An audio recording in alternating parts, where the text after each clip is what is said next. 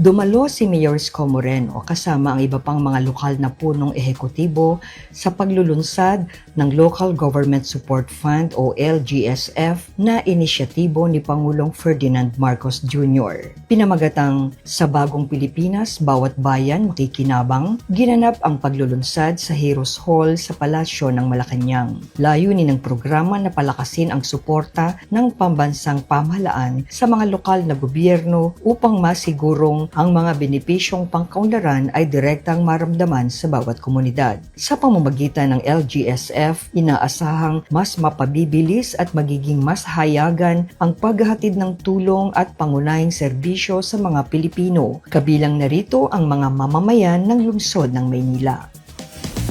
Ganap nang itatayo ang Binondominium 2, ang ikapitong in-city vertical housing project sa Maynila. Pinangunahan ni Mayor Isko Moreno kasama sina Vice Mayor Chi Atienza at mga konsehal ng ikatlong distrito ang groundbreaking ng 15 palapag na Binondominium 2 sa Delpan Street sa Binondo. Ang proyektong ito ay karugtong ng mga programang unang sinimulan ni Mayor Isko noong kanyang unang termino. Sa kanyang pagbabalik bilang alkalde, nananatiling prioridad ang mga programang nakatuon sa minimum basic needs tulad ng pabahay, edukasyon, kalusugan at trabaho. Mula sa kanyang sariling karanasan, binigyang diin ni Mayor Isko na mahirap ang walang sariling tahanan at katiyakan sa buhay. Kaya naman paalala niya sa mga magiging benepisyaryo na kapag nabigyan sila ng pagkakataon, huwag nila itong dudugyutin. Patunay na ang Maynila ay modelo ng maayos at disenteng pabahay ng mga proyektong tulad ng Condominium 1 and 2, Binondominium 1, San Lazaro Residences, San Sebastian Residences, Pedro Hill Residences at ang kauna-unahang in-city townhouse public housing project na Base Community.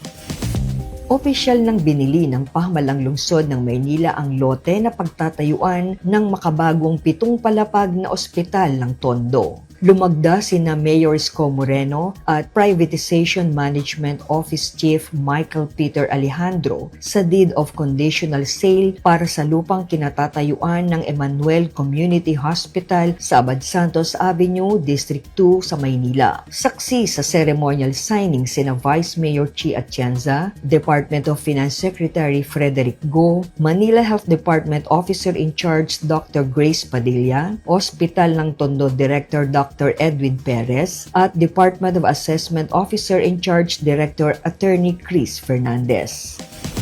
Bukod sa tulong pinansyal na 15,000 piso bawat pamilya at pamamahagi ng mga pangunahing kagamitan, tiniyak din ng pamahalang lungsod ng Maynila ang kalusugan at kaligtasan ng mahigit 500 pamilyang naapektuhan ng sunog sa Cabildo Street sa Intramuros, Pebrero 25. Agad na nag-deploy ang Manila Health Department ng Health Emergency Response Team para maghatid ng serbisyong medikal sa mga evacuee na pansamantalang nanunuluyan sa Delpan Evacuation Center. Kabilang sa isinagawang hakbang ang libreng konsultasyong medikal at tuloy-tuloy na health monitoring upang maiwasan ang posibleng pagkalat ng sakit sa loob ng evacuation area at matiyak na napangangalagaan ang kalusugan ng bawat apektadong residente. Isang malaking karangalan para sa pamahalang lungsod ng Maynila ang pagkilala ng Chamber of Real Estate and Builders Associations Incorporated o CREBA sa pamamagitan ng isang resolusyon na nagbibigay parangal kay Mayor Isko Moreno at sa buong pamahalaang lungsod bilang huwaran sa mabuting pamamahala at most outstanding local government unit sa pagbibigay ng pabahay sa mga Manilenyo. Pinuri ng CREBA ang matibay na political will, transparency at agarang aksyon ng lungsod sa pagtugon sa pangangailangan sa pabahay, lalo na sa mga sektor ng kapuspalad at walang tirahan. Sa pamamagitan ng mga in-city housing program, patuloy na kapagpapakaloob ang Maynila ng ligtas, maayos at abot-kayang tahanan sa libu-libong pamilya. Isang malinaw na halimbawa ng good governance na maaring tularan ng iba pang local government units sa buong bansa.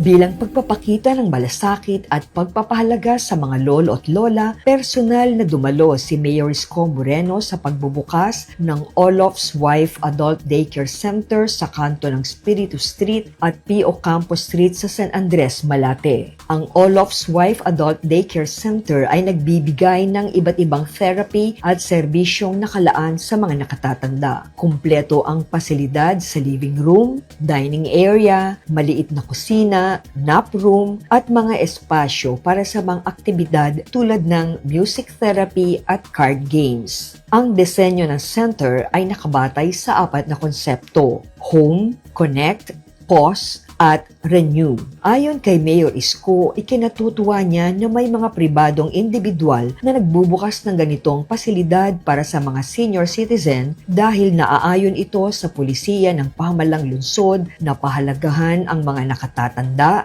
gawing produktibo at iparamdam na sila ay mahalaga at mahal ng gobyerno ng Maynila. Ilan sa mga patuloy na isinusulong ng pamahalang lungsod para sa mga senior citizen ay financial assistance, pangangalaga sa nutrisyon at pagbibigay ng mga oportunidad sa trabaho bilang pagkilala sa kanilang mahalagang papel sa lipunan.